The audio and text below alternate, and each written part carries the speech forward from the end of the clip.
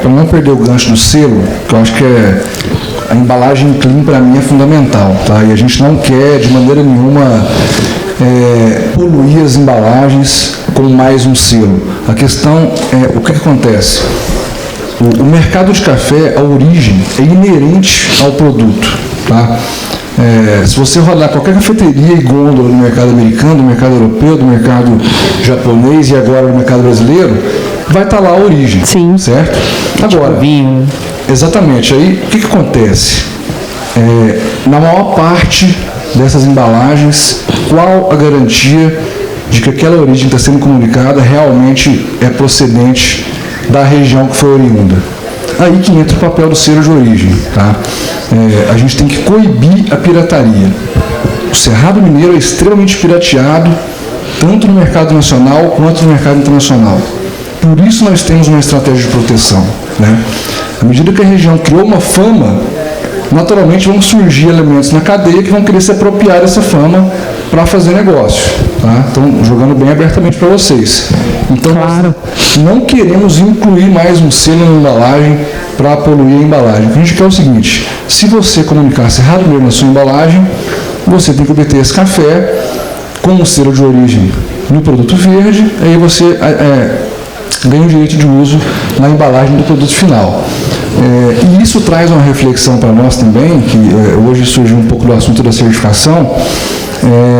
À medida que as regiões construírem as suas estratégias de denominação de origem e tiverem uma força para garantir a origem e a procedência da sua região, da sua qualidade, da sua sustentabilidade, qual a necessidade de existirem outros selos que não o nosso, né?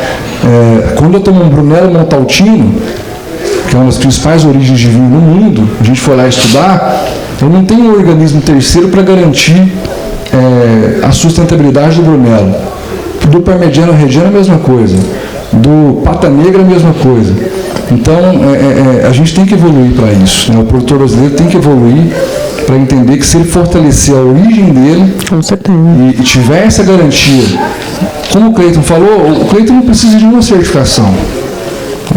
Você pode falar melhor que eu, mas porque ele faz um negócio direto com o comprador dele, então é a garantia do Cleiton, né?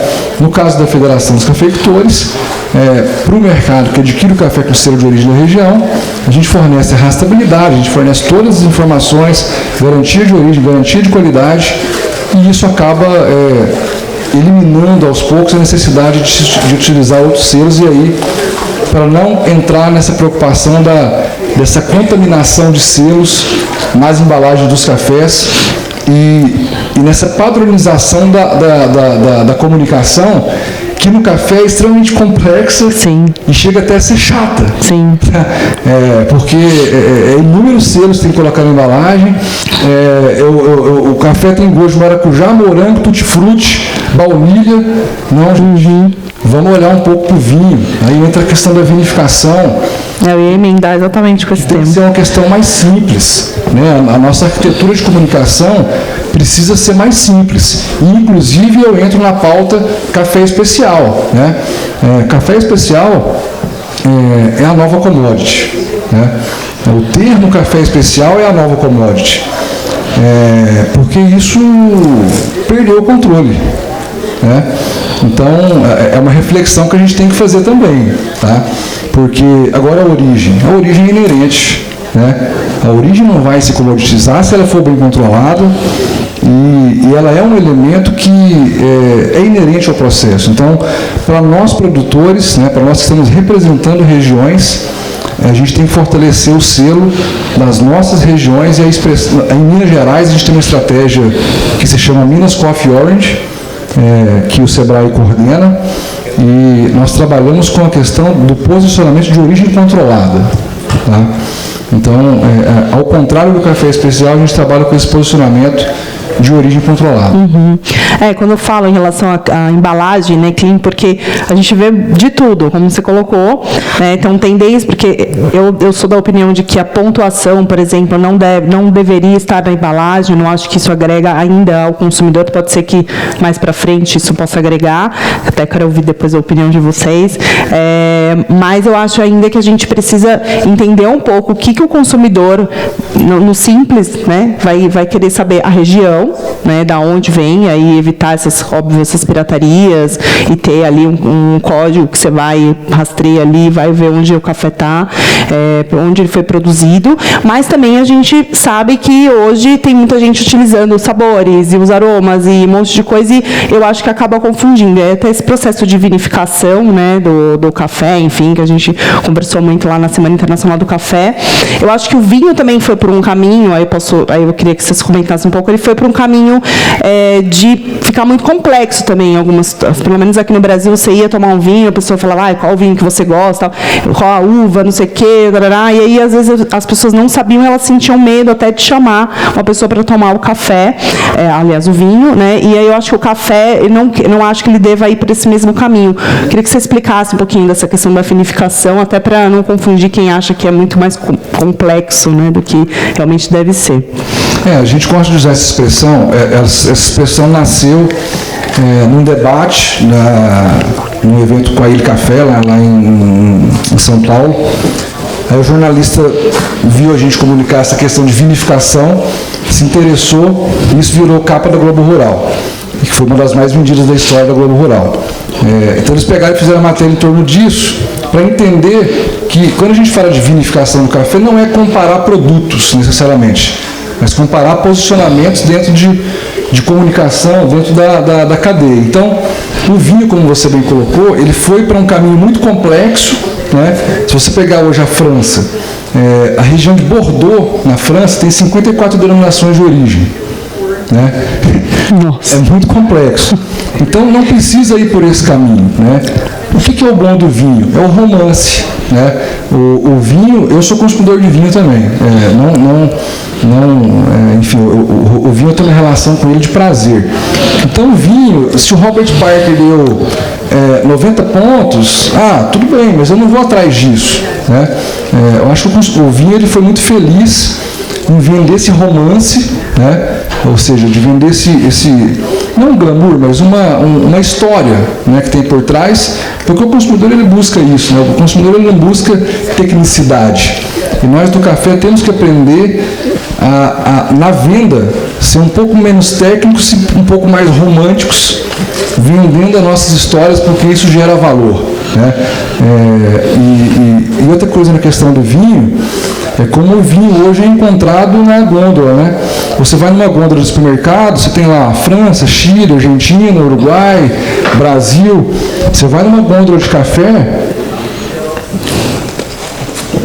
não dá para se encontrar numa gôndola de café. Né? Fora casos como Whole Foods nos Estados Unidos, que já entendeu isso, o Whole Foods separa o commodity, está lá para quem quiser pegar, ok, mas ele tem uma gôndola para cafés de alta qualidade. Né? Aqui no Brasil, a gente começa a ter um ensaio disso também com a Casa Santa Luzia, o Pão de Açúcar em alguns momentos, mas então a gente tem que evoluir também nisso junto com a indústria, para que a indústria nos ajude a fazer o varejo entender que nós precisamos nos vender de uma forma diferente. Porque o varejo não esperou o vinho, ele não foi lá, eu vou organizar o vinho. O vinho chegou lá, eu quero que você me venda dessa maneira. Né? Então, o café precisa aprender a se vender melhor. A gente está falando de comercialização, a gente tem que falar, a gente tem que se promover de uma forma mais estruturada, e o vinho tem muito que ajudar a gente nesse sentido. Sim. Pedro, como você vê isso? Porque eu acho que é um desafio mesmo, né? Eu achei muito interessante o alerta que o Tarabella colocou, né? De que, de fato, os produtores, suas associações cooperativas precisam organizar, né, e definir como que as histórias serão comunicadas. Porque se não fazem, né, alguém vai fazer ao longo da cadeia. E eu trago isso para a nossa própria experiência. Né? Os nossos lançamentos recentes, sejam eles destacando regiões, Nescafé Origens do Brasil, ou os também recentes lançamentos que destacam o trabalho do mestre de torra, eles acabaram, em alguma forma, sendo um pouco de laboratório. E eu vou dar alguns exemplos, né? Quando definimos o café do Cerrado Mineiro, né, nós concluímos o que o Tânia Juliano destacou, de que havia, ele usou o termo pirataria com o café do Cerrado. E, ao percebermos isso, tomamos a decisão de batizar o produto Serras do Alto Paranaíba, que é uma sub-região dentro do Cerrado Mineiro. Né? Então, essa decisão, né, que a gente diz passagem, é um dos produtos que está desempenhando melhor nessa família, nos permitiu falar um pouco mais para o consumidor de que lá no Cerrado Mineiro, um pouco mais de 50 municípios, salvo engano, tem submunicípios com características próprias que valem a pena contar a história. Né? Esse é um dos exemplos. A mesma coisa aplicou-se para o sul de Minas. Definitivamente queríamos usar e usamos um café sul de Minas, mas o sul de Minas é um mundo. Né? Se fosse um país, seria o maior produtor de café do mundo. Sim. Então, é muito pouco, um pouco raso demais, no nosso ponto de vista, hoje, para querer se diferenciar na gôndola do supermercado. E aí, então, nós elegemos uma sub-região, que é a região de São Sebastião do Paraíso, que você nos deu o prazer da presença no ano passado, para conhecer um pouco mais do café e dos produtores da região. Então, é de fato importantíssimo ter histórias consistentes, que passam pela região, passa pelas histórias dos produtores da região. E, repito, se lá quem produz não se organiza, né, ao longo da cadeia, os participantes vão fazer esse esforço. Porque a briga na gôndola do supermercado, ela é acirrada e você precisa realmente se destacar de alguma maneira. Né? Então, essa foi a nossa experiência.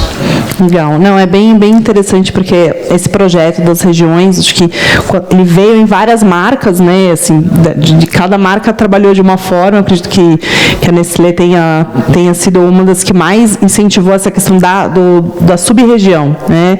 Então, isso também é importante para o consumidor entender o tamanho do mercado de café no Brasil, o tamanho da produção, né, que são muitas regiões, as pessoas realmente não conhecem, às vezes, nem as cidades, né, que fazem essa produção. Então, vão lá, pesquisam, veem, né, vê que tem uma qualidade ali. Então, eu acho bem importante isso. E dentro disso também, eu acredito que o Cleiton possa complementar em relação a essa questão desse desafio que vocês tiveram também, né, no Caparaó, de envelopar isso, né, Cleiton, de chegar num ponto e falar, não, somos Caparaó, independente dos estados ali, e tem as pequenas regiões, as sub-regiões ali, que vocês já trabalham. Então, como que é esse desafio do coletivo, né, do produtor, de poder informar isso para que chegue na indústria? A gente ali tem um pouco de problema. É uma região de vários pequenos produtores, né? Então tem a parte boa disso, de ter um equilíbrio social, uma distribuição de renda bem legal. Mas ao mesmo tempo tem um pouco de individualismo, assim, essa coisa do cooperativismo, assim, lá não teve muito sucesso. Mas a gente hoje já tem vários pequenos grupos na região ali do Caparaó que estão trabalhando meio que junto. Acho que aí vai fortalecendo e vai chegar uma hora nesse coletivo do Caparaó todo. É um caminho um pouco mais longo, mas eu acho que vai conseguir chegar nesse final. Porque ali foram casos meio que específicos, fazendo ali, tentando... que chegou num ponto que o Caparaó deu um passo para frente. Né? Era uma região que sempre foi considerada os piores cafés, né? Tinha muito problema de umidade, café com uma falta de uniformidade muito grande, né? Para colher. Então, era um café com muito defeito. Até pouco tempo, a gente faz café natural lá, até pouco tempo atrás, quando você falava café natural, já era defeito. Não tinha. Tem concurso de café natural, acho que de 2010 para cá. Nem tinha concurso, porque já era considerado o café com defeito. Então, são vários pequenos produtores, sem estrutura, né? Então, a gente conseguiu mudar o manejo e começar a se destacar. E aí, quando a gente ganhou essa visibilidade, a gente começou a dar alguns passos para frente. Né? Então, a gente meio que juntando os produtores ali, a gente começou a falar, pô, mas então vamos trabalhar o Caparaó, né?